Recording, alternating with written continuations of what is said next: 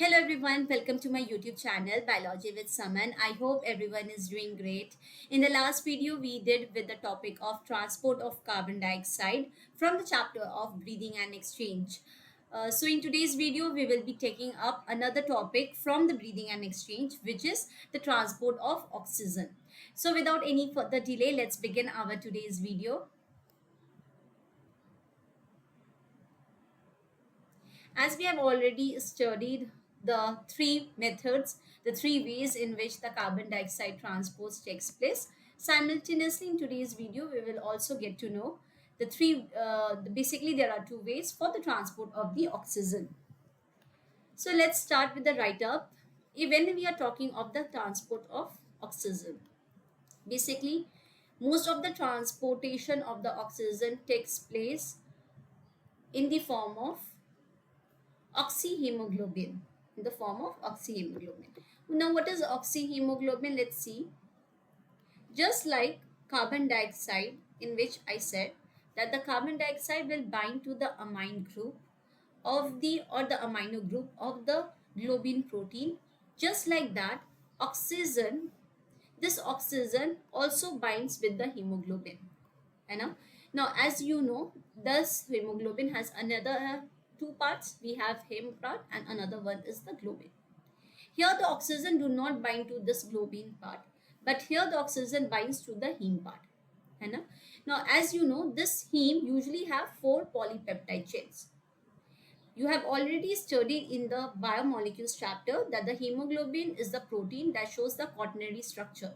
So in the quaternary structure, we will have the four polypeptide chains.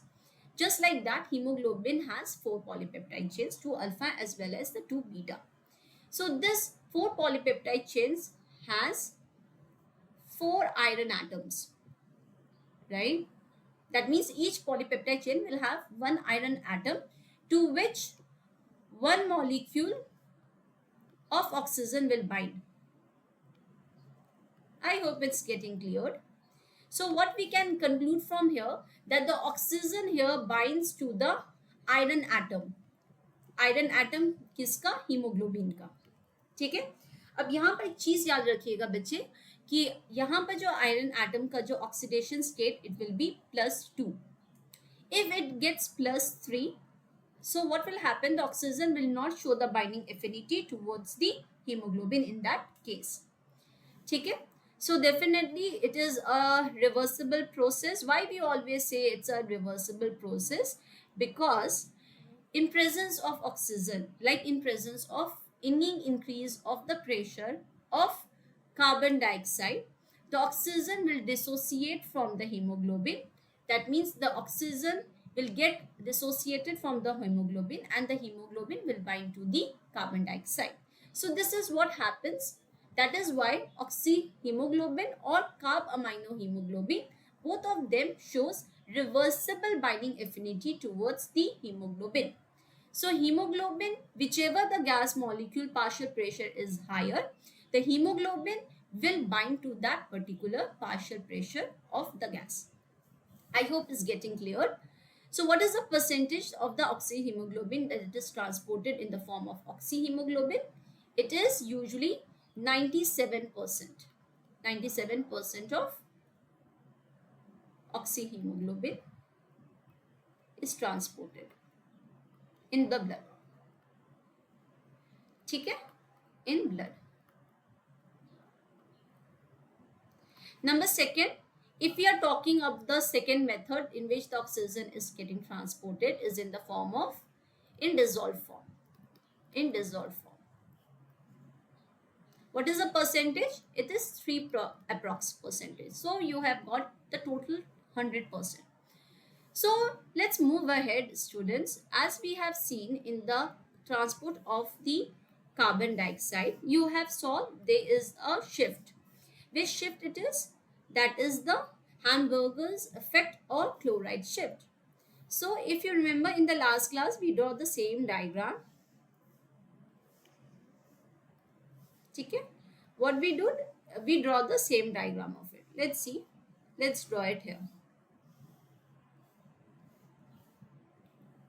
ठीक है? Suppose this is the venous blood, that is, this is what it is, the systemic vein.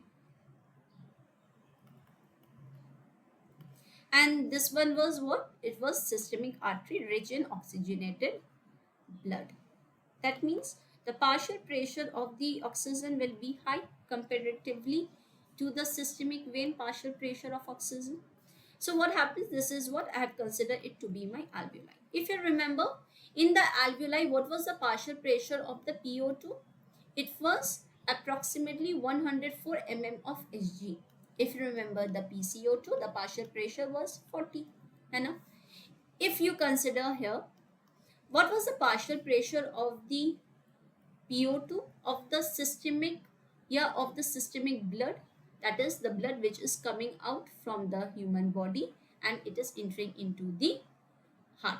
So what was the partial pressure of the oxygen? It was close to 40, whereas for the PCO2 it was 45. If you remember, 45 mm is. So students, see what happens here. We will be drawing again the RBC. Let's draw the RBC. What happens here? RBC was binding with HbCO2, carb amino hemoglobin. What does the HB saw? Hemoglobin saw? Okay, we got a higher partial pressure of oxygen. So what does the hemoglobin will do? It will dissociate into Hb plus CO2. So this carbon dioxide will move into the alveolus. I hope it's getting clear. Now what will happen to this hemoglobin? Hemoglobin will bind to the oxygen in the reversible manner to form HbO2. Now see students what happens here. Now this HbO2, it acts as a strong acid. So what does this strong acid do? It will dissociate the acidic hemoglobin. That means the HbH will get dissociated into Hb plus H plus in presence of HbO2. Why? Because HbO2 is behaving as a strong acid, so it will dissociate the H plus from the hemoglobin. So you can see again there is getting increased of the H plus concentration inside the RBC. So what will happen? You know there, students, there is the presence of sodium bicarbonate in the plasma. Also we have KHCO3 in the plasma. So what will happen? Suppose this is getting now entered. We are not considering the sodium one because you know that in the extracellular fluid there is a high concentration of Na plus as well as the K plus respectively. So what we do, this HCO3 minus ion is getting entered in the RBC. है ना? So this bicarbonate will bind with the H plus to form H2CO3, that is the carbonic acid, getting dissociated into H2O plus CO2. Now this CO2 is again coming out into the alveolus. Now the question can come in your mind that there is a significant increase in the bicarbonate ions from the deoxygenated blood into the RBC.